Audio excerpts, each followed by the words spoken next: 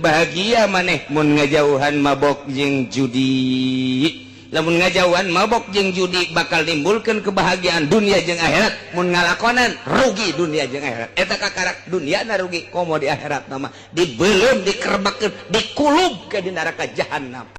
Dek kumaha bagusna atuh judi jeung mabok mah lantaran ku setan dijieunkeun hiji alat. Setan teh nyieun alat anu paling luar biasa ampuhna. Babarieun jasa jang nimbulkeun bagdo jeung adawah. Teu saha asal geus mabok bae ge, teu saha asal geus judi bae ge. Boro-boro jeung sasaha bapana judi jeung anakna, ribut bapa jeung anak.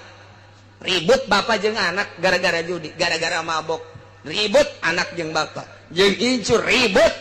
Iyalah pagawean jahat anu luar biasa. Tambahan deui.